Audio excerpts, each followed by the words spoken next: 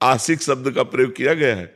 हरि आशिक, आशिक जो होता है ना, आशिकी एक बड़ी गजब की चीज होती है, संपूर्ण संसार से राग छुटवा कर एक में प्रकट कर देती है। एक धनुर्दास जी थे, उनको अपनी पत्नी में बहुत प्यार हो गया था। इतनी सुंदर वो थी और इतना उनको प्यार हो गया था कि वो देखते ही रहते थे। तो जैसे बाजार से सामान लाना है तो वो ऐसे नहीं जाते थे, पत्नी को साथ लेके जाते थे। पत्नी सीधे चल रही और आप उल्टे चल रहे, छाता लगा के कि धूप न लग जाए, और ऐसे देख, मतलब अपार प्यार पत्नी से। तो लोग हंसी उड़ाते, लेकिन उनको इसकी किसी की परवाह नहीं थी।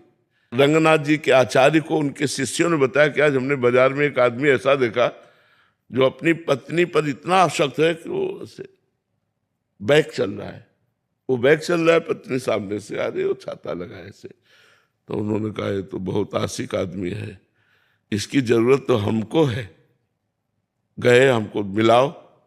गए तो बाजार में वो सामान खरीद रहे थे, वो एकटक अपनी पत्नी को देख रहे थे। प्यार प्यार होता है, किसी की परवाह नहीं करता प्यार। वो नजदीक गए और उन्होंने कहा तुम इतना अपनी पत्नी में आसक्त क्यों हो? तो कहा बहुत सुंदर है। बोले इससे सुंदर अगर हम आपको दिखा दें? तो बोले हो ही नहीं सकता। तो ऐसे जे कपोल पे ऐसे स्पर्श किया, चपत लगाई, तो सामने ठाकुर रंगनाथ जी।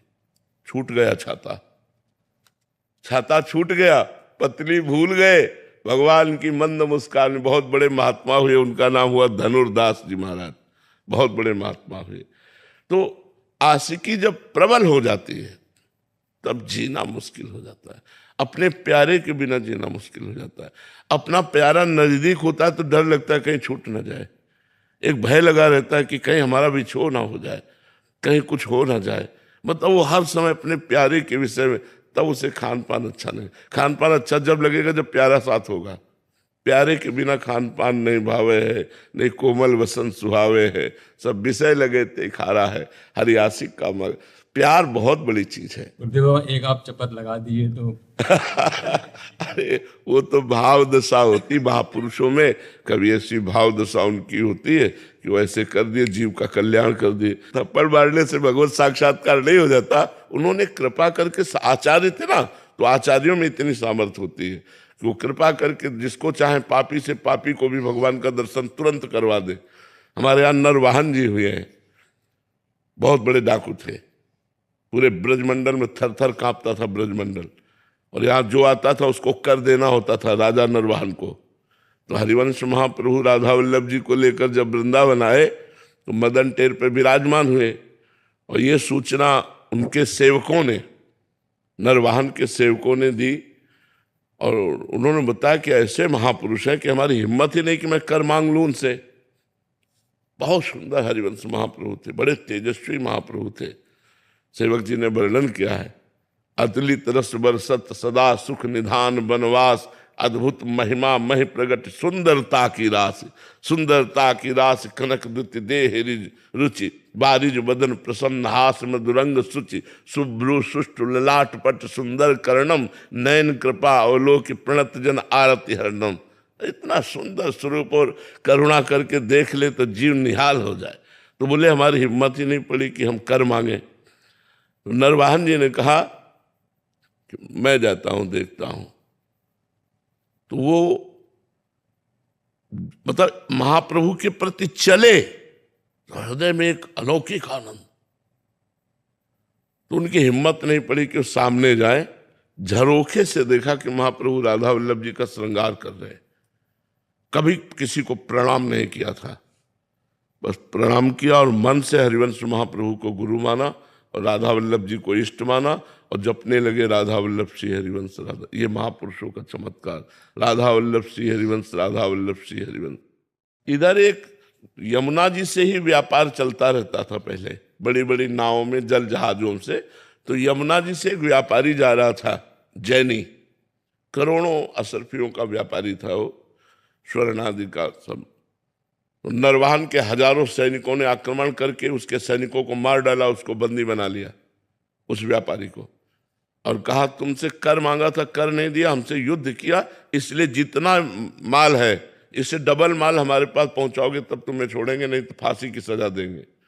और उसको जेल में बंद कर दिया। और उसने कहा इतना हम कहाँ से लाएं, जितना ये है इसी व्यापार, ये मूलधन है, अब इसी से तो हम अपना काम चलाते थे, हम कहाँ से लाएं। तो निश्चित की गई कल फांसी की सजा होगी इसकी। नरवाहन जी इन सबसे अलग होकर एकांत में राधा वल्लभ श्री हरिवंश, राधा वल्लभ श्री हरिवंश।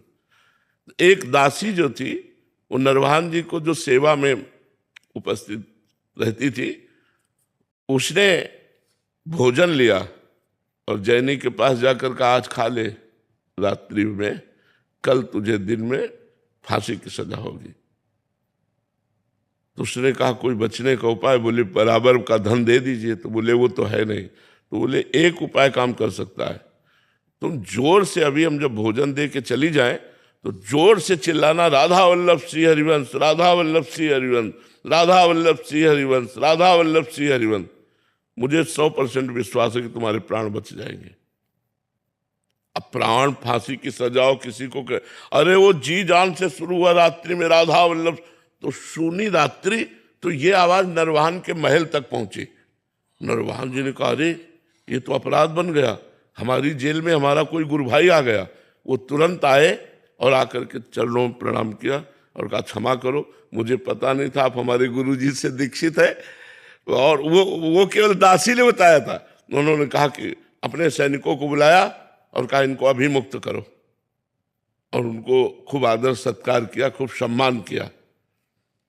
उस जैनी ने विचार किया कि जिनके नाम के बल से मुझे प्राण बख्शे गए और सारी संपत्ति मिल गई, जहां फांसी मिलनी थी वहां मुझे सम्मान मिला, मैं एक बार चल के दर्शन तो करूं। तो लोगों से पूछा कि राधा वल्लभ श्री हरिवंश के, तो बताया राधा वल्लभ इष्ट श्री हरिवंश आचार्य मदन टेर में विराजमान।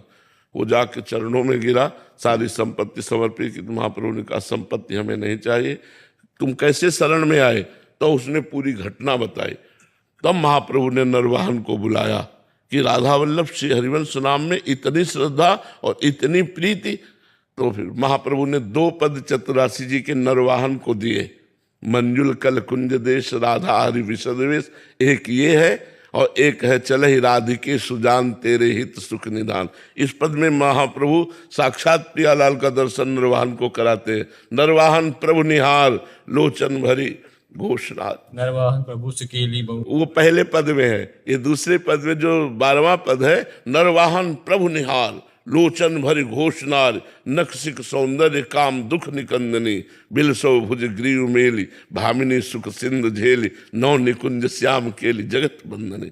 महाप्रभु ने आचार्य है, वो आचार्य कृपा करे तो घोर पापी को भी साक्षात प्रियालाल का दर्शन करा दे। ये आचार्य की महिमा होती है।